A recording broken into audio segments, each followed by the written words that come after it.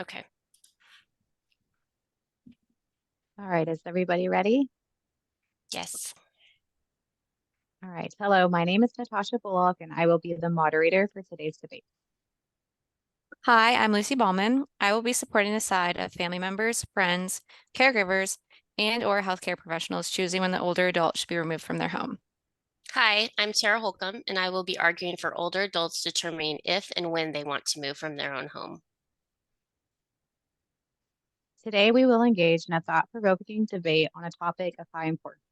Who should decide when it is time for an older adult to move from their home?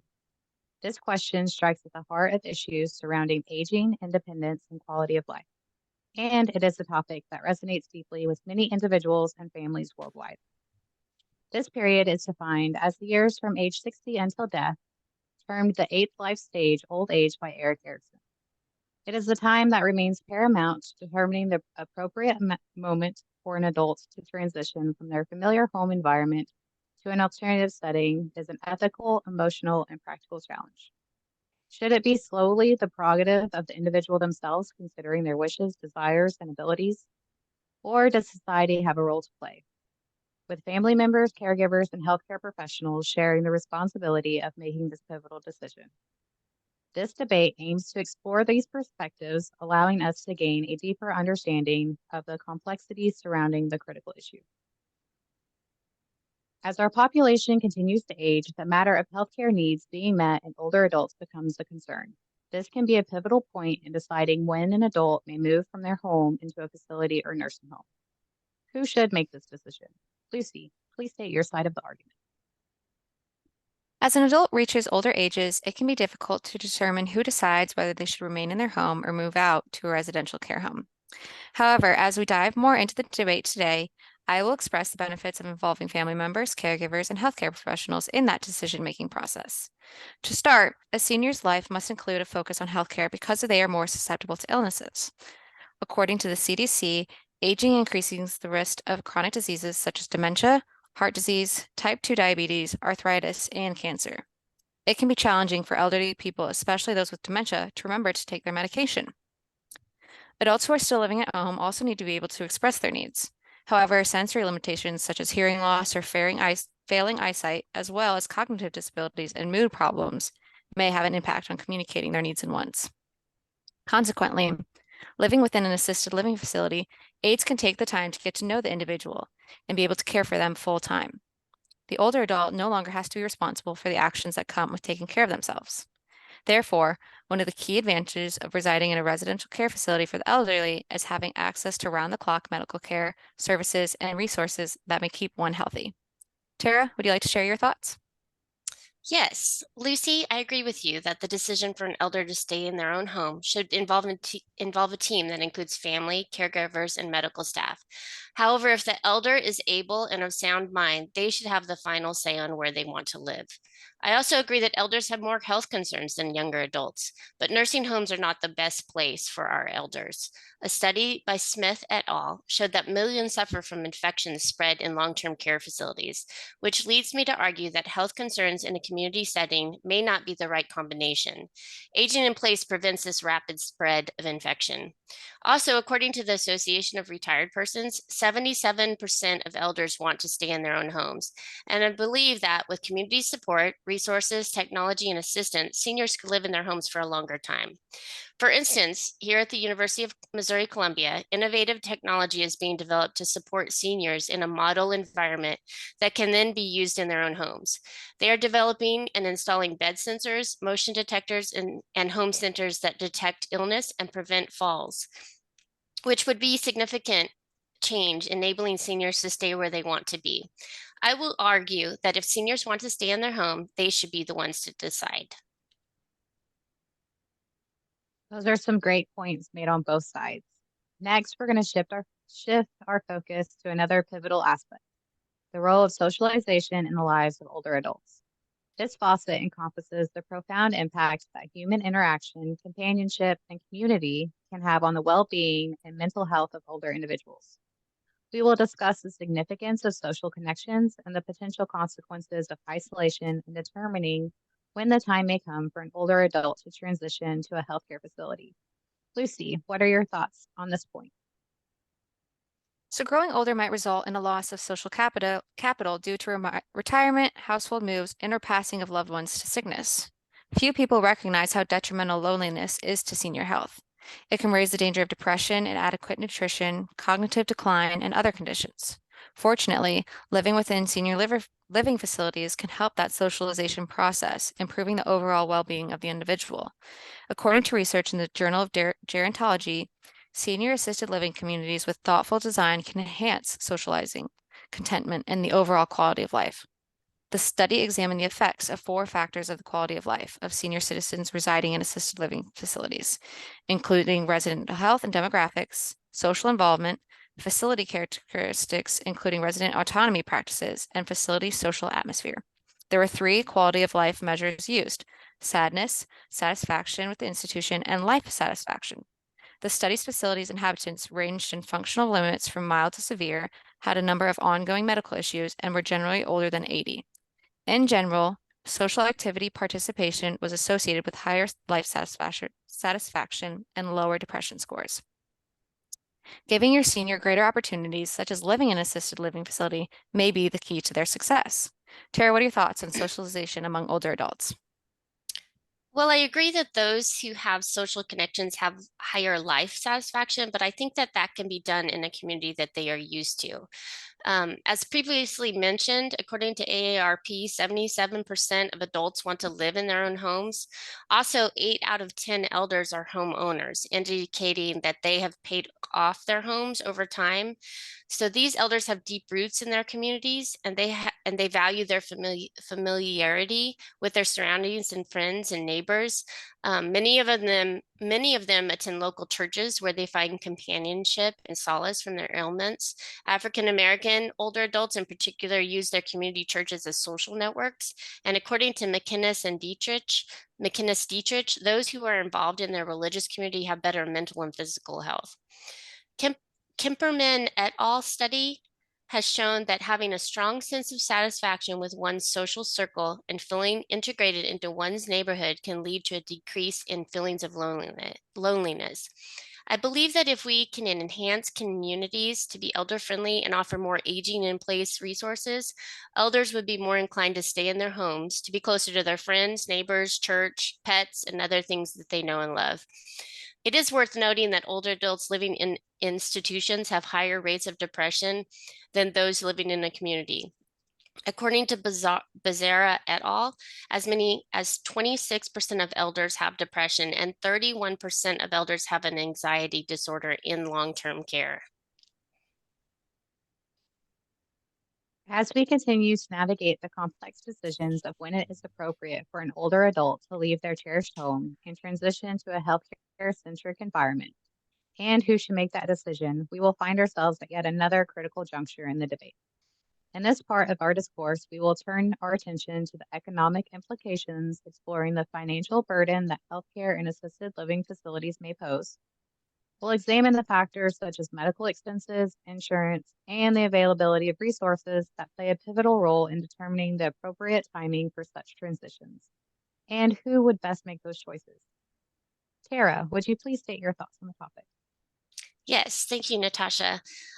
Caring for the elderly individuals can be financially burdensome for families, seniors themselves, and even the government. For instance, the cost of a single private room in an assisted living facility can reach up to $48,000 annually, while a skilled nursing center can cost as much as $102,000 per year.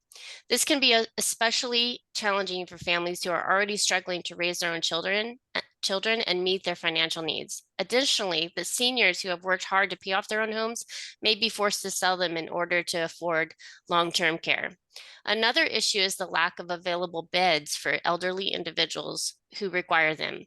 In the United States, there are only 1.7 million licensed nursing beds available, with 1.3 million residents in 2017.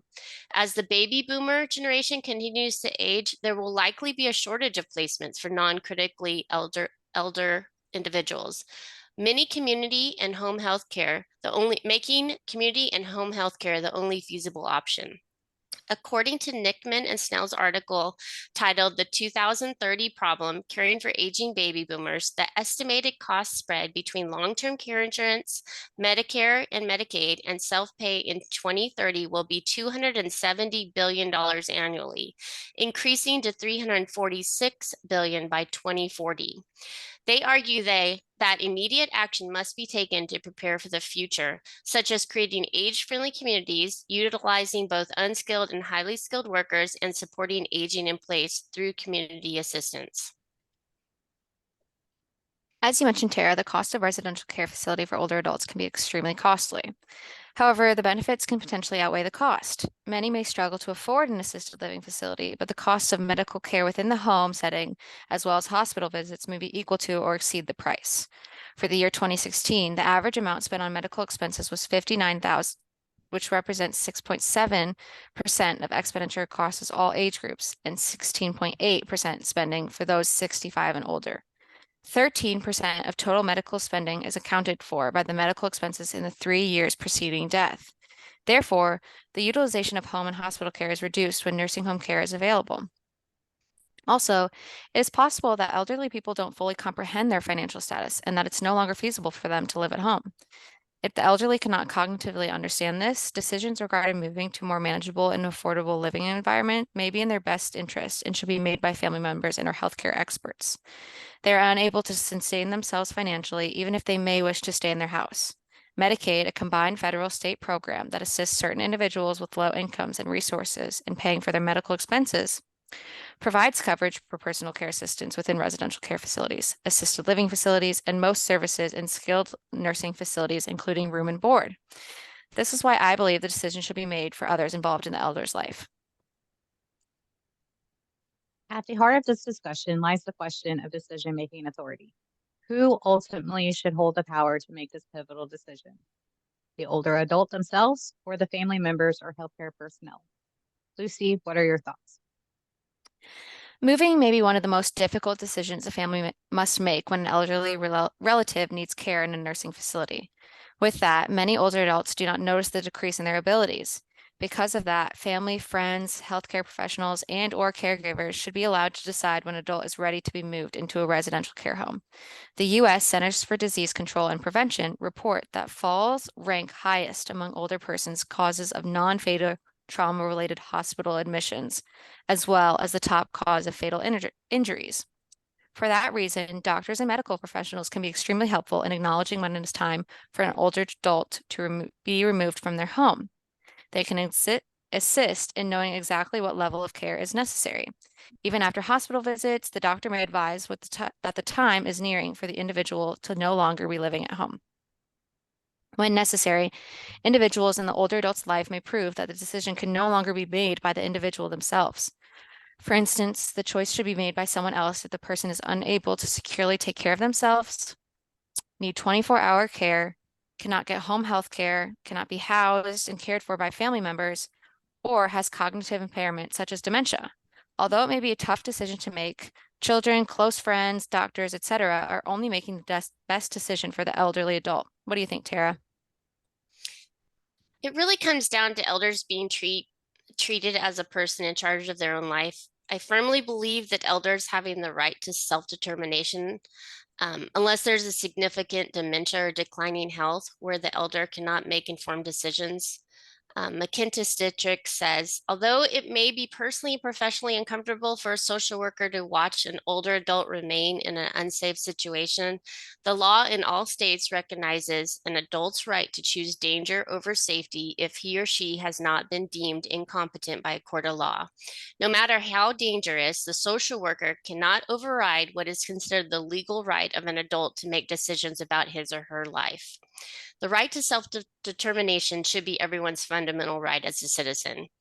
It's very sad when we hear of elders who have been coerced into moving into long-term care. In a study by Scheibel, one elder was interviewed about having to move out of her home. She said she was duped and that she wasn't allowed to go home, so that once she let them talk her into going into a nursing home, she couldn't go back and was then stuck. So why would elders want to be able to move, to make their own decision about this and to stay in their own home? They have very viable and real reasons why. First, 8 out of 10 elders own their own home. They do not want to spend their life savings or sell their home or family land to pay for long-term care. They also have memories attached to their homes. Second, they want their independence in the community they know. In their own home, they have pets and grandchildren visit them in a family environment. But the most important reason is elders are adults that have self-determination, and they should be able to determine what happens to their own person and care. Natasha? In closing, we have dived deep into the heart of the matter of exploring the intricate web of factors surrounding the question, who should decide when it is time for an older adult to move from their home?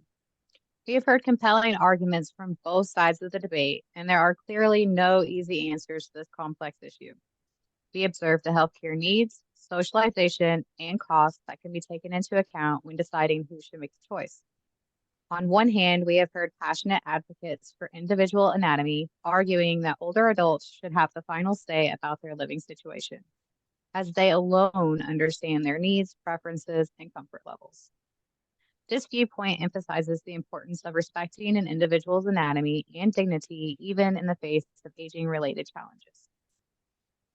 On the other hand, we have heard compelling arguments for a collective approach involving family members, caregivers, and healthcare personnel in the decision-making process. These voices stress the need for safeguarding the well-being and safety of older adults who may be facing physical or cognitive decline, which could compromise their ability to make sound judgments about their living arrangements. After watching this debate and listening to it, it has come to me that on my side, I feel it's evident that the answer lies in a delicate balance between individual choice and collective responsibility. We must acknowledge that there is no one size fits all to the solution to this question. Instead, it calls for a nuanced approach that considers the unique circumstances and wishes of each older adult. As we conclude this debate, let us remember that our society is undergoing a profound demographic shift with an increasingly aging population. Our challenge as a compassionate and forward-thinking society is to foster an environment where older adults can age with dignity, respect, and the support that they need. This means respecting their independence when possible, while also recognizing the need for safeguarding the well-being when necessary. Lucy, have any of your thoughts changed during the debate? I would say that Terry made some really great, compelling points, but however, with the research done and my own individual reasoning, I will have to stick to my original argument and state that those involved in the elder's life should be making the decision. I also think we kind of came to a very similar point where it has to really relate to the health concerns of the adult. So I would still stick to my decision though. Yeah, Lucy, you made some great points as well. I still believe that elders should have the right to self-determination, but I also believe that it is the elder definitely will take in the viewpoints of their family and their doctors. I think that with just discussion and with their family members, I think there's a better way than just overriding the elder's opinion. I think that with discussion, there's other ways for the family to get their point across to the elder, and the elder could make that decision on their own. Um, so I believe in self-determination, but with the idea of consulting your family and doctors.